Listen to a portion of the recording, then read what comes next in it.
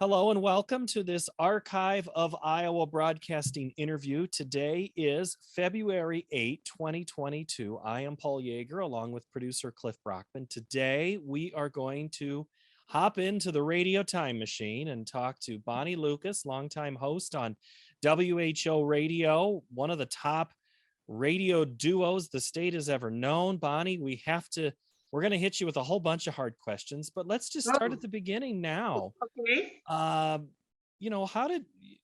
Was radio something you wanted to do as a girl? Where'd you grow up? I grew up right where I live on the farm, Monroe, Iowa, and I live on the farm where I grew up. And actually, no, radio never entered my mind when I was little. You know, the teachers always ask you when you get about fourth, fifth grade, what you want to do when you grow up, what you want to be. Well, back in my day, I hate to date myself, but all the girls just wanted to be secretaries and nurses. I said I wanted to be Carol Burnett. There you go.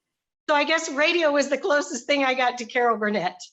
So did you think about acting there for a while or comedy? No, not at all. Just to be different, you said Carol Burnett. Terrible. Well, I just thought that would be the funnest job in the world. Yeah. She just got to act stupid all the time and got paid for it. Did you listen to the radio or watch television? And have someone else that you liked? I grew up listening to WHO radio because my dad was a farmer. And of course, we had to hear the markets all the time. And so whenever the markets came on, he was always going, psht, psht, psht, trying to get us to be quiet as kids. But when we went to go to do the dishes when dad was outside, then we'd turn the station to KIOA because that was the rock and roll station back then. So I listened to KIOA, but never imagined myself being on the radio, no. Do you remember who you listened to on WHO? Oh, well, it would have been Lee Klein, Keith Kirkpatrick. Oh gosh, who was it that blew reveille in the morning? It was him. Because he always blew reveille for his kids to get out of bed, get ready for school. Well, and then who do you remember on KIOA? KIOA, I never really paid that much attention to who I was listening to. I'm sure I listened to Peter McLean, but mostly I just listened for the songs. I was, we didn't have any money, so I wasn't going to go buy any records. So Van makes fun of me all the time because I never knew who sang what, unless it's a Rod Stewart song. I couldn't tell you. That's okay. That's all right. The music was what kept you moving, and then you had to do the quick turn back to WHO when Dad came back in, right? Yes, good, because if we didn't, Dad was mad. Yeah. Yes. Yeah, if he went to go hear the 725 markets and somebody was on talking about some rock and roll, you were going to have some extra chores that night.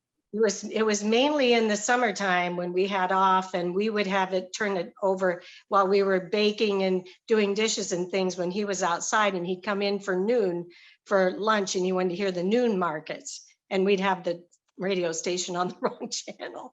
Well, we got to find out. We got to find out how Corn did during the morning training to decide if he needed to call the call-up. Mm-hmm. Corn, beans, and pigs, hogs.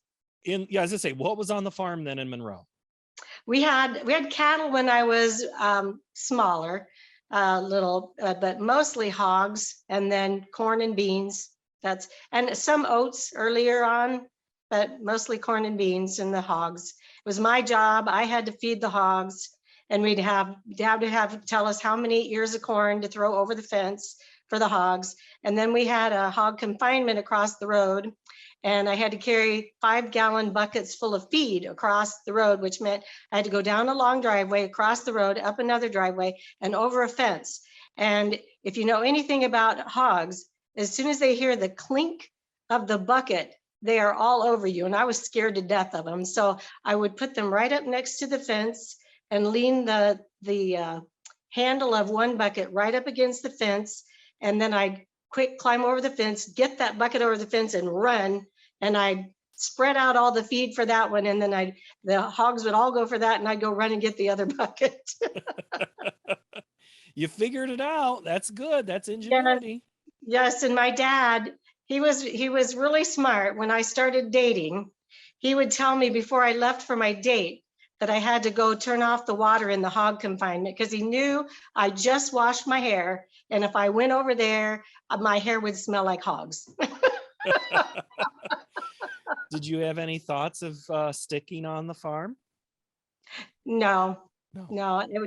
I thought maybe I might marry a farmer. Who knew? Yeah. But no, my sights were just set on, I don't know, just getting through school and getting a job and going from there.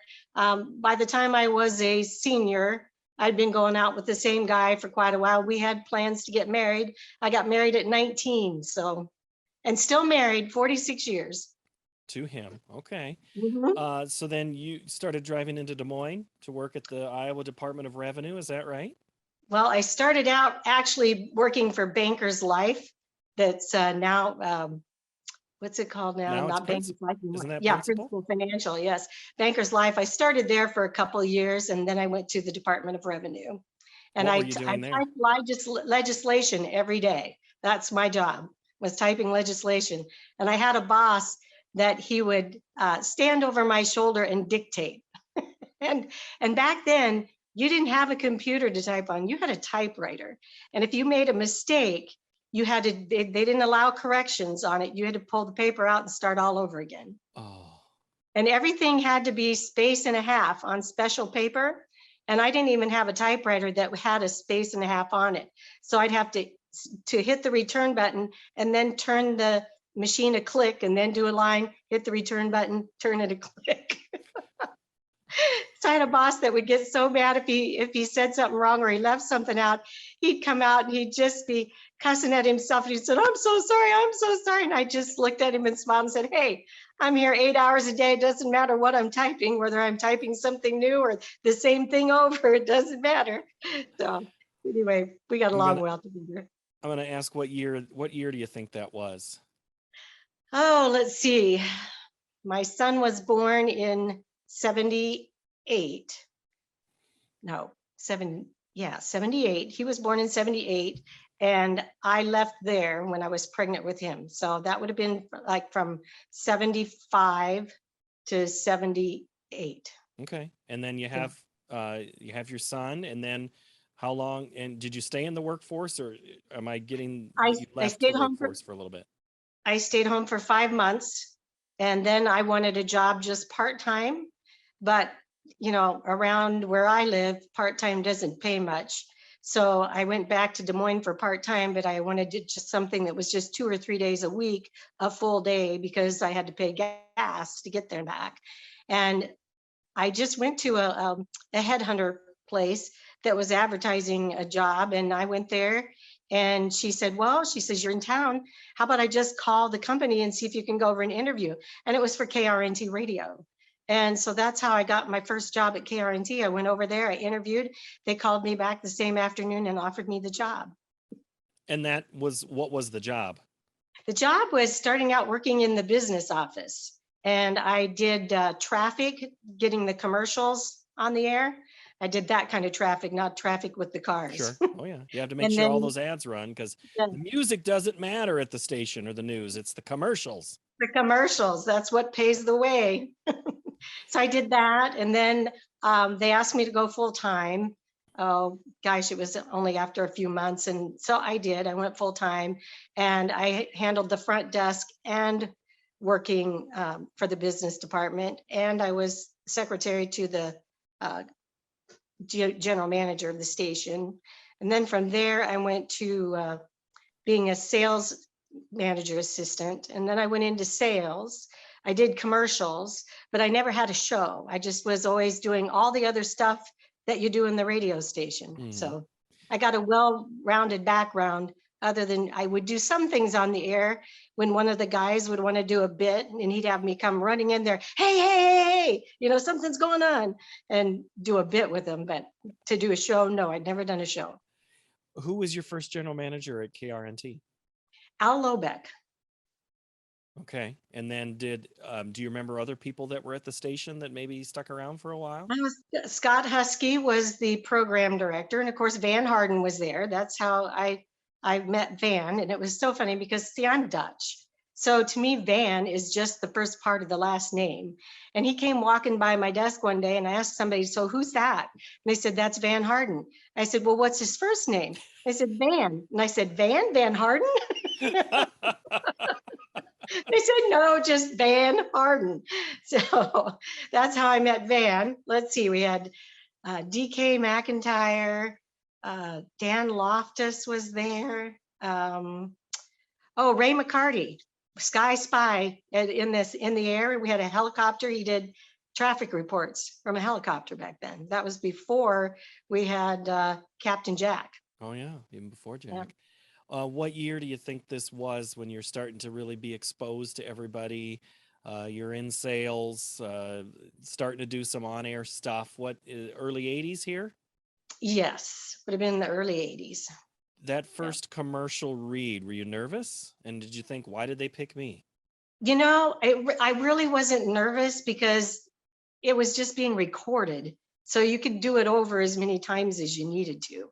But of course, back then, if you were just going to take out a mistake, you had to slice it and then put it back together again. Nowadays with the computer, it's so easy. You can make, but the thing is you can make anybody say anything anymore. Clip, clip, snip, snip, and boy, they just all of a sudden recited a whole bunch of stuff that gets them in trouble. That's right. So you're at KRNT. At what point do you remember who were those DJs that pulled you in for bits? Well, Van did once in a while. It was mostly Ray McCarty and Steve Gibbons. Steve Gibbons would call me in. I forgot Steve. Oh, yeah. How could you forget Steve? How can you forget Steve Gibbons? Yes. And then Scott Husky. I can remember one time when I can see his face. Anyway, Roger was out sick. He left to go home, and Ray McCarty and Scott Husky took over his show. And they decided that they were going to do something stupid. They got all these sound effects for traffic and trucks and stuff. And then they made it a big bang. And they told everybody that, oh my goodness, a truck just ran in to the corner of the radio station. And they had to take Roger to the hospital. And the only record they could find that wasn't broken was Tennessee Ernie Ford's 16 Tons. And they just played it over and over and over again. And I had to come in and do some bits with them about what was going on. And I'll tell you, the Associated Press came to cover it. Roger's mom called all upset, what hospital is he in? And I had to tell her, no, it's all a bit. He's fine. He's okay. He's just sick. He's at home. So that was very interesting. And this wasn't April Fool's Day. No, it wasn't even April Fool's Day. It was just that Roger was sick. So the next day they decided they were going to go do midget bowling at the bowling alley. So that's what they did. I mean, it was just, they had a lot of fun. How would you describe KRNT at that time as an on-air presence? I mean, obviously people were listening. That was back when AM was king. FM was just starting. And we had Q102 was the FM radio station that we had along with KRNT. And actually we were number one in the market a lot. I mean, we might slip to 2 once in a while, but most of the time KRNT was number 1 in the market. And so the only reason I left there was because I was in sales at the time and AM radio stations were going down, FM radio stations were going up. And I was actually going to have to sell twice as much advertising for half as much money because we had to lower rates. So I thought, you know what, I think I'll go do something else. And what was that then? Well, I ended up starting my own fitness center with my sister. We went in together and started our own small fitness center. It was kind of nice. It was right in Monroe, so I didn't have to drive very far. The days were really long because we took turns working. So I'd work from 8 in the morning until 9 at night. But, you know, I was just 5 minutes from home, so that was no big deal. And you didn't have to commute 40 minutes, no, 45 minutes. Right. And at that time, I'm guessing the 4-lane probably didn't even start much before Runnels, the turnoff to Runnels. Right. The 4 lanes started at about the Polk County landfill. Yeah. Yeah, And then you of had to course do the when they, 2-lane on 163 for the yeah, longest time. and that was the worst part of 163 because there were corners and hills. So if you got behind a tractor, it took you forever to pass. But yeah, and I'll tell you, those winter days, that's a nasty road to be on those winter days. I can remember many times getting to work and peeling my fingers off of the steering wheel. At what point did you decide, I think I've had enough of fitness and it's time to get back into radio? Um, Actually, I didn't get back into radio when we decided to sell the fitness center. Um, I decided I was going to go in and register for Manpower for a while and just decide what I wanted to do because I just didn't really know what I wanted to do. And I was sitting there filling out the paperwork, and the lady in the next office says, "Don't you have a girl from Monroe in there?" She says, "Yes, I do." She says, "I got a job for her." And it wasn't anything I'd ever done before, but I thought, oh, I'll give it a try. But I ended up working for a gentleman, Stan Glay, who had retired from AT&T and was starting his own company, and he was subbing out to AT&T, plus doing some of his own jobs. And he lived in Runnels, and he was doing this business out of his garage, and he had just started. And they figured they'd have a hard time getting somebody to come from Des Moines out to Runnels. So they thought, well, we'll just let her do it. It was a business office manager. I had to do payroll, I had to do job accounting, and we had to do everything that a business manager has to do. And he wanted me to put it all on computer for him. And I thought, I'm not an IT person. But I thought, I'll give it a try. And not knowing what to expect, my first day, I wore my dress and my heels and everything. And I show up at his garage, and he says, "They did tell you that part of your job is feeding my sheep, right?" And I said, "You and I are going to get along just fine." And I ended up working there full time. I took he had Peachtree accounting software. I took it all home and read all on it and figured out how to get everything computerized. And we just had a blast. And now the company is over 100 employees, and there were 4 when I started there. Wow. So it grew a lot, but fun place to work. And then Van was looking for a partner. Patty had left, and Connie jumped in and was doing the show with him. She'd been there for 6 years, and her husband was moving to a new job, and they were moving to Minneapolis. And I called Van and I said, "Hey, think I could do that?" And he says, "Well, you're welcome to try out just like everybody else. You do a 4-hour show with me and we'll see what people think." And so I was actually the very last one to interview. And I was on from the Iowa State Fair, and it was the first day of the fair. And I called Van and I said, "Now you have made arrangements for us to get in the gate, that it'll be open, that I don't have to climb the fence, right?" And he said, "Yes, it's all taken care of." Because I said, "I just had a rollerblading accident." And I said, "I'm in no shape to climb that fence." And so we get there, it's 4 o'clock in the morning, and the gate is not open. So he takes my stuff and he says, "I'll hold your stuff, you go first." So I'm climbing up on top of the gate at the Iowa State Fair, and I'm right on the top, straddling the top. And here comes the security guard with a flashlight. He goes, "What are you doing?" And I said, "He made me do it." Anyway, then Van told him who he was, and he got somebody to unlock the gate and let us in after I had already climbed the fence. He got to walk in. But that's where my debut was, doing a 4-hour show on the first day of the fair. And what year was that? That would have been 1994. And so do you think I mean, you knew Van, so you I had, knew them. and I remember that Van and Connie was quite a thing. I Yeah. mean, people talked about that. And it's like, oh goodness, how could anybody replace Connie? Well, then I remember the bit was, well, Van and Bonnie, we just changed a letter. Was it your name that all tied into this, or was it I the well, camaraderie? well, I think the camaraderie had a lot to do with it because we knew each other, not real well, but we knew each other. And so I knew what kind of a person he was like, and I knew I could work with him. And my whole thing when I went for my interview, when I did the show, I told him, I said, just think of the money you'll save on jingles, because all we have to do is cut the off and put a B on the front of it. So we won't have to do new jingles.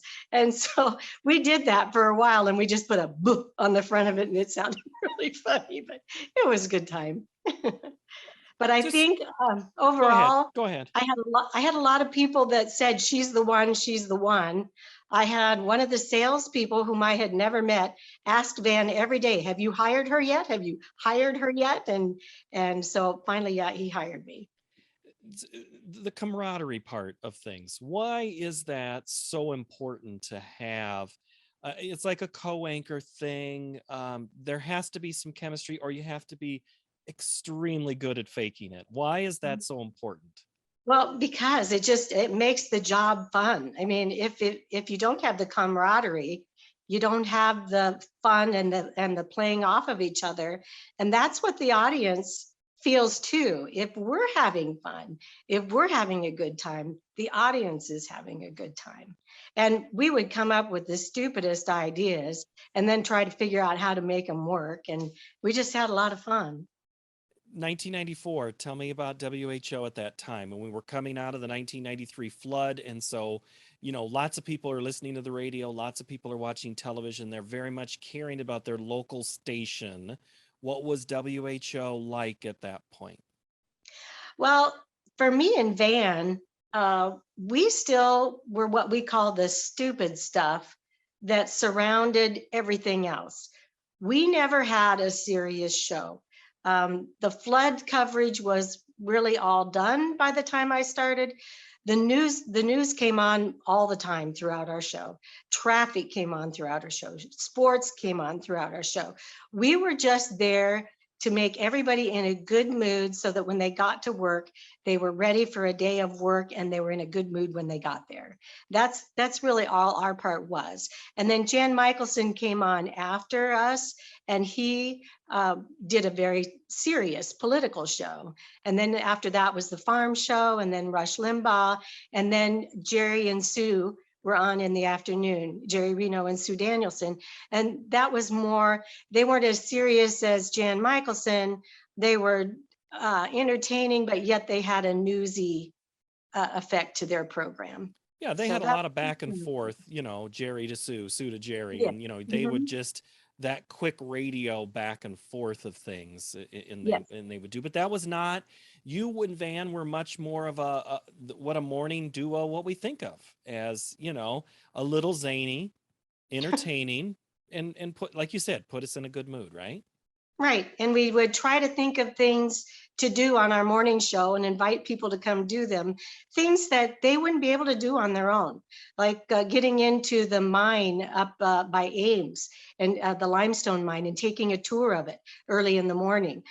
Things like we did a thing where we got a big parking lot full of sand, and we buried all kinds of gemstones in it, and they got to come and take one scoop and run it through a sifter, and you got to keep whatever you got. And we had I think $1,000 diamond in there too, so we had a lot of fun doing that. We did a thing we did a thing on the air one time. Van used to love those little candy hearts for Valentine's Day that had the little sayings on The them. conversation hearts, the ones that are like Yeah. chalk. Yes, they Yeah. taste terrible, but he just thought those were the neatest things. And his favorite one was, "Oh, you kid." And I said, "Oh, you kid?" He goes, "Yeah, it's kind of like back from Bogey's days, you know?" And it's like, he said, "Oh, you kid." And I thought, okay. Well, then one year he got all these packages and there were no "Oh, you kids" in them. He says, "Did they quit making them?" He says, this is a tragedy." And somebody mailed in 4 big hearts. They weren't the little tiny ones, they were the larger ones. And they said, "Forge me no" on them. And they wrote a letter with it and they said, "This must be the new big thing, forge me no." And so Van and I were talking about it, and I said, "Well, what does that mean? What's forge you no?" And or forge me no. And so anyway, he says, "I'm going down to the traffic department after we get off the air. And I'm going to go down to the girls down there and I'm going to go, forge me no, and see what they do. And then Bob Quinn comes in. He was doing farm on our show at the time. And he comes in and he says, let me see those hearts. So I give them to him and he goes, that's not forge me no. He goes, the T's just didn't print. He said, he says, that's forget me not. And I looked at it and I started laughing. And Van started arguing with him. He says, no, it's not. No, it's not. I said, yeah, it is, Van. It's forget me not. The T's just didn't print. The tea press was down that day at the And conversation yeah, manufacturer. and there was plenty of room on the heart for the T's. It just didn't print. But the worst thing about it was that it was Bob Quinn that had to tell us that we were wrong. Jan Michelson was sitting at home laughing, and his wife said, you need to call them. They don't know. And he goes, oh, they do. They're just making a bit out of it. We're like, no, he didn't know. Well, you mentioned some names. I guess I'm gonna go back to.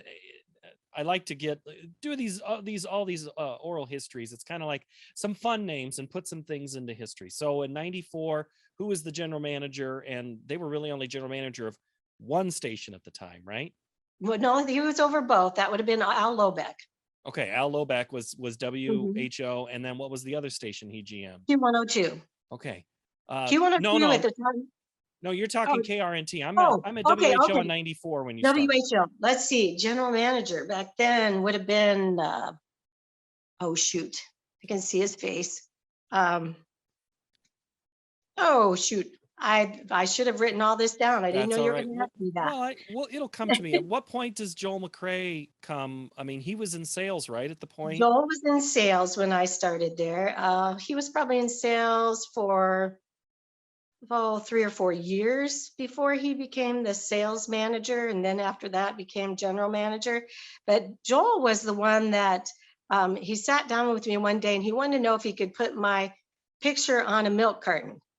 I said, well, that's not good. You can't put my picture on a milk carton because they put lost kids on milk cartons at the time, they did. And he goes, well, what would you like your picture on? I said, well, I'm an ice cream lover. Put me on a carton of ice cream. And so he talked about he'd like to put our name on it. And he says, well, what flavor of ice cream would that be? And I said, well, it could be vanilla, and then put some bonbons in it for me. And we'd have vanilla with different flavored bonbons. And the sales manager at the time came walking by and he said, well, why don't you just call it Van and Bonbon? I said, oh, that's a great idea. That's what my nickname was in high school. People called me Bonbon. And did you know that when you said to use that, or were you thinking more I of wasn't even an ice no, cream combo? I was just thinking of what to put in the ice cream. Yes. Okay. And we took that to Anderson Erickson and they ran with it. And it was just supposed to be like a 6 or 8 week flavor. And it went 13 years. And that was not the only food that the two of you had come together. I mean, there were other food things. I mean, Van got into the food making business. Was there some type of relationship with your audience and food? Because I'd always hear these, oh, we're doing this breakfast, or this is our annual pork chop on a, you'd always have something with food. What was that connection and how did that come about? I think it was just because that's what brought people out, free food.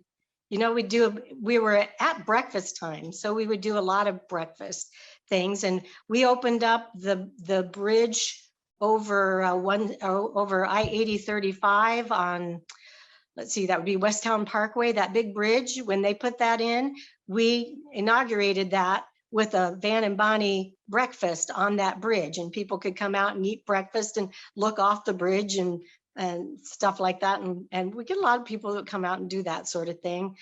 We had the pumpkin chunking contest. That was that was quite a deal. These guys from Chicago had a pumpkin cannon, and they took it every year to Delaware for the pumpkin chucking contest, where they had the air cannons like what they had. They had a division where you just threw it. They had a division where you had a catapult. They had all different divisions. Well, these guys were really good. They could shoot a pumpkin about a mile. And I found out they were from Chicago, and I got one of them's phone number, and I called him and I said, would you come to Des Moines and do that for our radio show? And he goes, for a competition? I said, no, just for fun, to shoot pumpkins. Well, we've never done that before. And I said, well, would you consider it? And he says, well, it takes 2 semis to get this thing where it's going. It costs some money. And I said, you just tell me how much. And I said, we'll get a sponsor. And so they did, and we did. And they said, now we got to have a place where there's not a house within a mile. Well, in Iowa, that's hard to do because all your country roads are laid out in 1 mile squares, and there's houses inside all of those squares. So we finally found the up north of Ames, they had a gravel pit. Now there were houses there, but we told them, just don't put it on full force. Just you know, tone it down a little and shoot them more straight up, because we want to see them come down and hit the water anyway. And it worked out great because the lighting company from Oskaloosa, Musco Lighting, was in town to light the Iowa State game the night before. So they stayed in town and lit up the whole gravel pit for us to do this pumpkin shooting thing. And everybody came bringing all kinds of pumpkins. One guy brought a bowling ball. He shot that. But that was the funniest thing I had ever heard in my life. They had told us it makes a sound like a pig squealing being sucked out of something, and that's about exactly what it sounded like. I fell down on the ground laughing. It was just hysterical.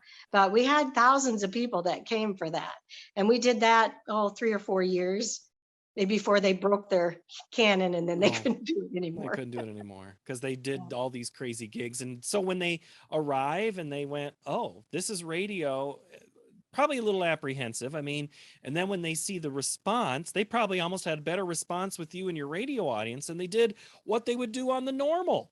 Yep, they did.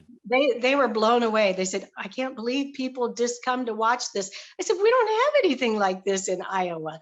I mean, this is totally different from anything we've seen. And with them being able to light up the gravel pit, you know, you could see everything. It was just like daylight. And people brought their pumpkins from near and far across Iowa to shoot them in this big thing. We had somebody that brought some frozen lettuce. They had put it in their refrigerator and it got frozen. It was too cold. And they brought that. It looked like a giant salad shooter. Going on the road with the morning show, there were some times, you'd be local, but I remember the USS Iowa was a spot that you would go to. You know, it was funny because Mark Allen did sports with us.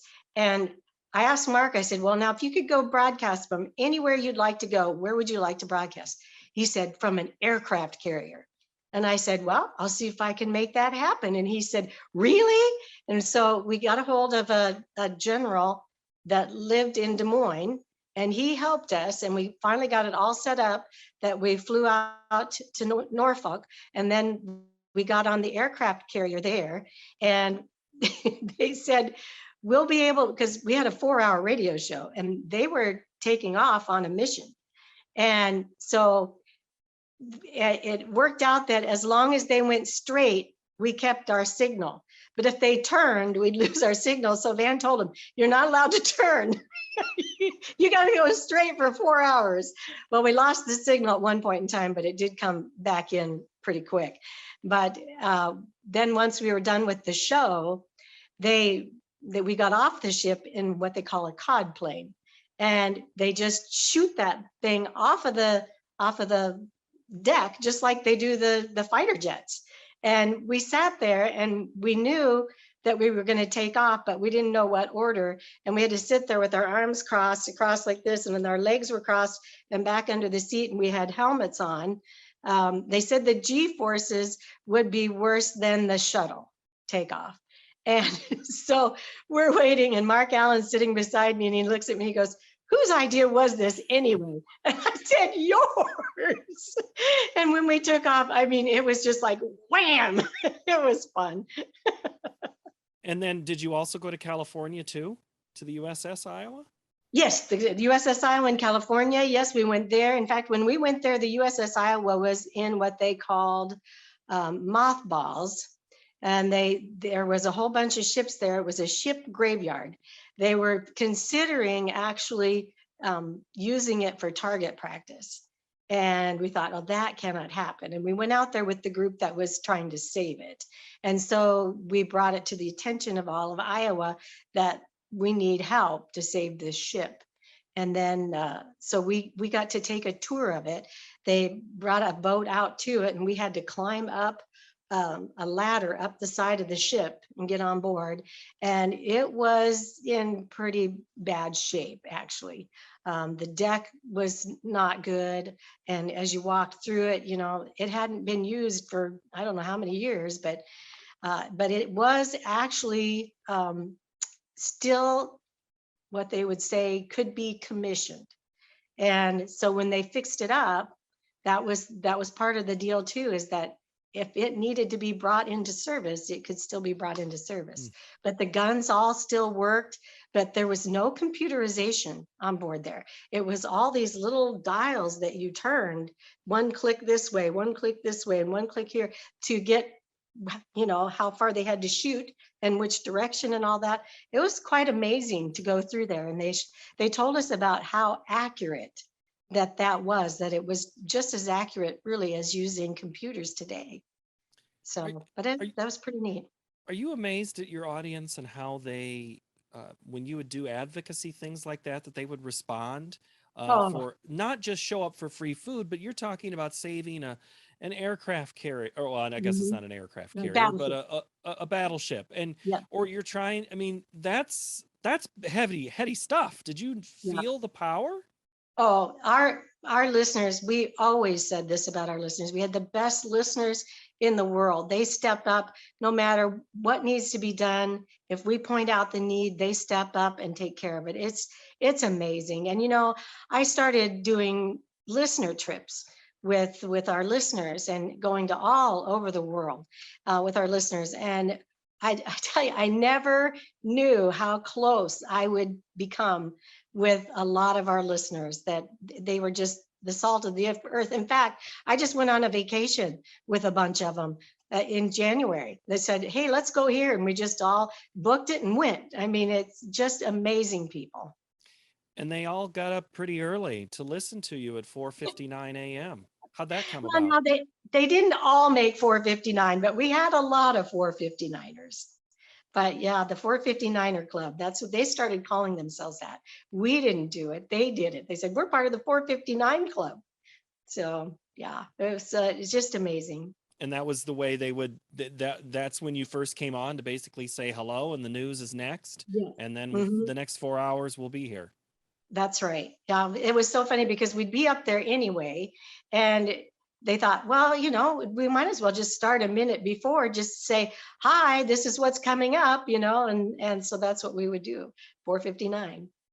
At what point did you think it was time to sleep past 2:30, 3 o'clock in the morning? Yeah, 2:30 in the morning, yes.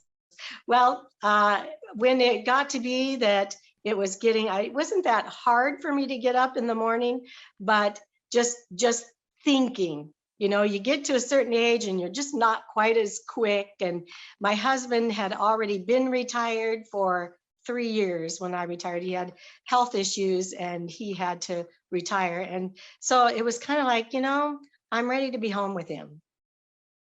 And that So was what year was that now? I'm trying.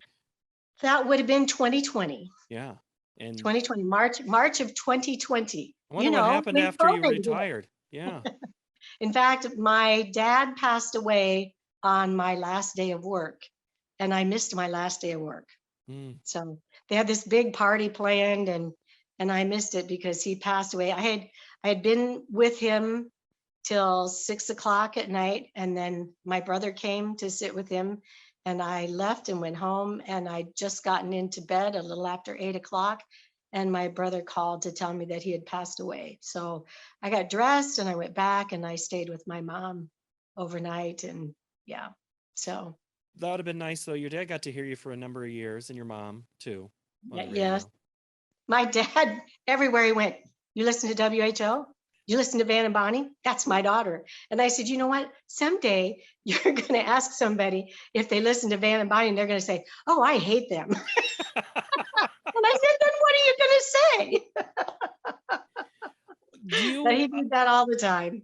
Do you like this? I mean, did you like, when you look at your varied careers and you look back at doing, it did hardly seem like you were working. You were just laughing. No, And I was just having fun.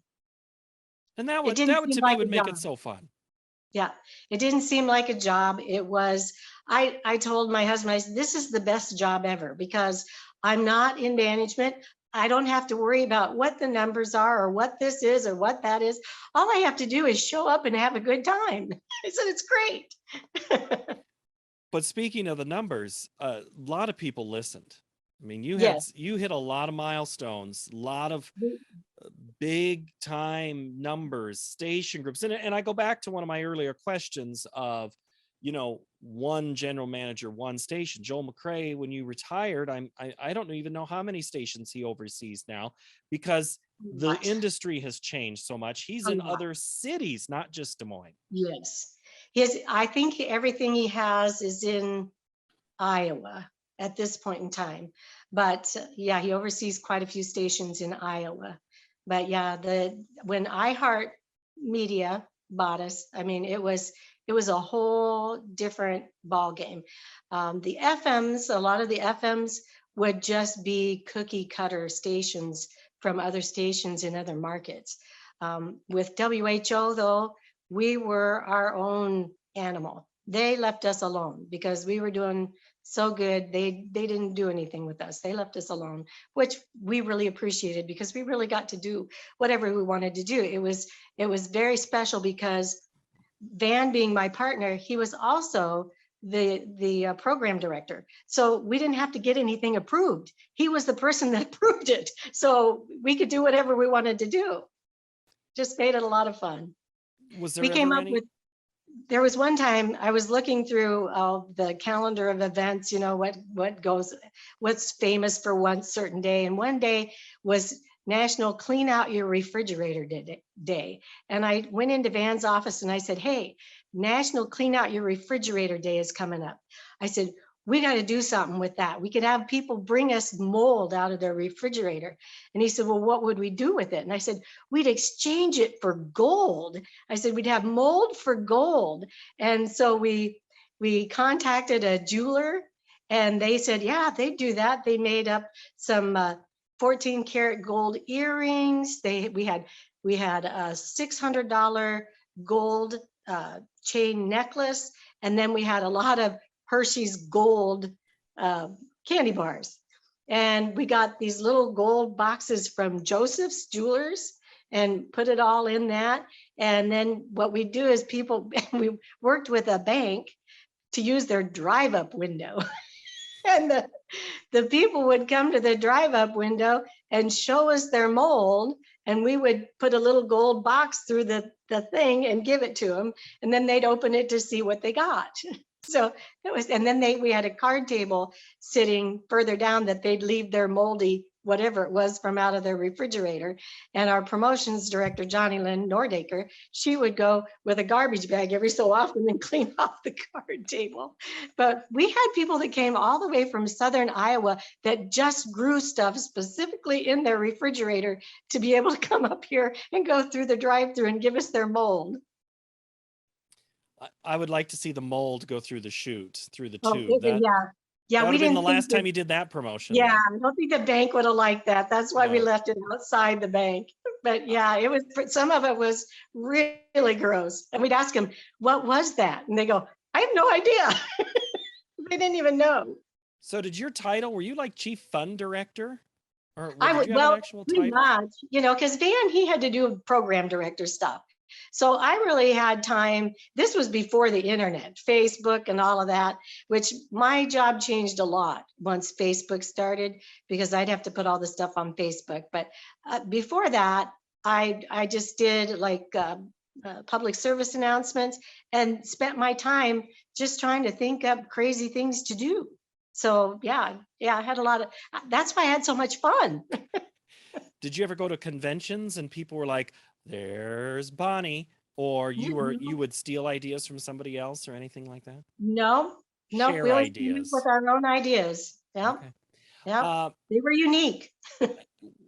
was there ever any talk of putting your show? I mean, the big show goes on a couple of radio stations in the group. Was there ever any talk of making, Van and Bonnie a regional, a national show? Was there ever any desire to do that? Not that I was in on any talks. At one point in time, we did have a TV station ask if they could simulcast with our morning show. And we turned them down just because there's so much time. People think we're on the air all the time, but with all the news headlines, the sports, the traffic, we're just in and out. And we thought, we're just going to be sitting there looking stupid on TV all the time that we're not on the air. So we didn't do that. We didn't like that. But we did have our own TV show when I first started there on Channel 13. And we had a feature on there, what's in Lumpy's lunchbox, because one of the guys that worked on the staff always brought this weird stuff to eat. And we're like, what are you eating? And so we decided to just put him on the show, and we'd have what's in Lumpy's lunchbox. And then I'm a very picky eater, but we had to try whatever he brought. Sometimes it was really bad. Well, let's close with this, Bonnie. About let's go back to the state fair. Did Van ever make you hop a fence after that first day? Nope, just the first day when I was trying to get the job, I had to climb the fence. After that, I made sure that the fence was going to be open. No surprises. And then I will ask you one hard question about the Iowa State Fair. What were I'll let you do 3 foods that you always liked when they would come see you there in the Crystal Studios on the west side of the grounds, right there on Grand. People could always walk by and wave at you. But what were the 3 foods you look forward to the most at the Iowa State Fair? Well, the first one would be a pork chop on a stick. And the second would be the cookies in a cup or a bucket. Mm-hmm. And then the third thing would probably have to be either one of the gizmo sandwiches or that peppermint ice cream thing over that Botters has. Oh, that's to die for. So those would be my favorite things at the fair. Those are still 3 of my favorites right there that you named. So Bonnie Lucas, thank you so very much for sharing these stories. And it's easy to see how time flies when you just start. It's one fun morning after another, and so many great stories. So many. Yeah, we just touched on the surface. I know.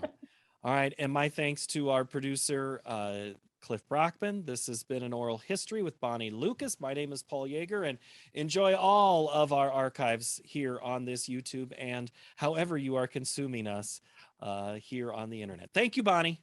Thank you.